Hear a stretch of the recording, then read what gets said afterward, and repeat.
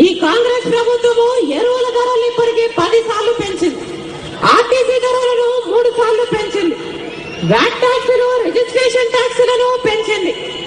అన్నిటికంటే మించి 30,000 కోట్ల రూపాయలను కరెంటు ఛార్జీల కింద ప్రజల నెత్తిన మోపి వారి రక్తం పిండైనా సరే అది వసూలు చేస్తుంది ఇప్పుడున్న కిరణ్ సర్కార్. అన్ని ప్రతిపక్ష పార్టీలు కలిసి ఈ దుర్మార్గపు కాంగ్రెస్ ప్రభుత్వానికి వ్యతిరేకంగా అవిశ్వాస తీర్మానం పెడితే మన ప్రధాన ప్రతిపక్ష నాయకుడు చంద్రబాబు గారేమో ప్రజల పక్షాన నిలబడకుండా ఈ కాంగ్రెస్ ప్రభుత్వం మీద ఈయన కూడా వాడడానికి వీలలేదంటూ విప్పు జారీ చేసి మరి ఈ కాంగ్రెస్ ప్రభుత్వాన్ని కూలిపోకుండా కాపాడాడు. కాంగ్రెస్ ప్రభుత్వము అవిశ్వాసం పెట్టిన రోజున కూలిపోయి ఉంటే ప్రజల నెత్తిన ఇంత కరెంటు బాధడు, ఈ ఛార్జీల మోత పడేది కాదు.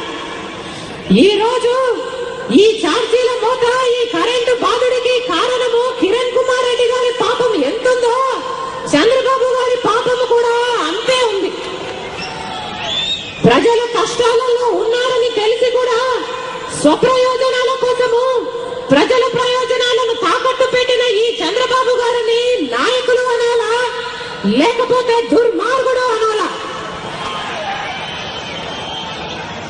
చిరంజీవి గారు కాంగ్రెస్ పార్టీకి వ్యతిరేకంగా స్థాపించిన ప్రజారాజ్యం పార్టీకి ఓటేసిన 70 లక్షల మందిని పిచ్చివాళ్ళను చేసి కాంగ్రెస్ పార్టీకి అమ్ముడుపోయారు. ఈ చంద్రబాబు గారేమో అదే కాంగ్రెస్ పార్టీకి వ్యతిరేకంగా స్థాపించిన తెలుగుదేశం పార్టీకి ఓటేసిన కోట్ల మంది ప్రజలను పిచ్చివాళ్ళను చేసి ఈయన కాంగ్రెస్ పార్టీకి అమ్ముడుపోయారు. ఇద్దరికి పెద్ద తేడా లేదు.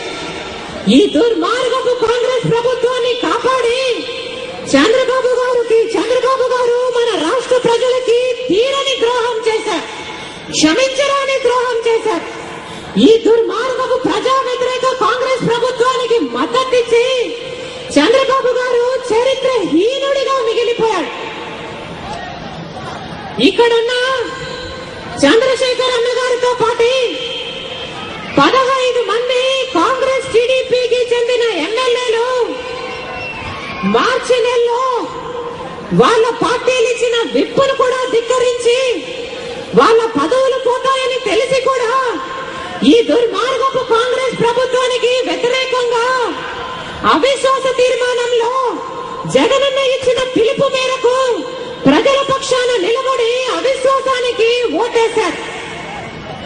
ఎప్పుడో మార్చి నెలలో అవిశ్వాసానికి ఓటేస్తే కాంగ్రెస్ పార్టీకి చెందిన స్పీకర్ కావాలనే జాప్యం చేసి మొన్న జూన్ నెలలో ఇప్పుడు వీరి మీద వేటు వేయడం జరిగింది. కారణం, ఇంత ఆలస్యం చేస్తే ఉప ఎన్నికలు వచ్చే అవకాశము లేదు గనుక.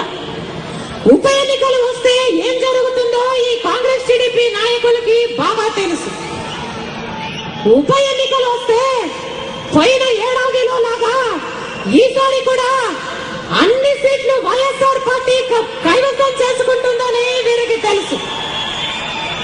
ఉప ఎన్నికలు వస్తే పోయిన ఏడాదిలో లాగా కాంగ్రెస్ పార్టీకి టీడీపీ పార్టీకి డిపాజిట్లు కూడా తక్కువని వీరికి తెలుసు. అందుకనే ఉప ఎన్నికలు రాకుండా ఇన్ని కుట్రలు పన్నారు. ఉప ఎన్నికలకు కూడా భయపడే ఈ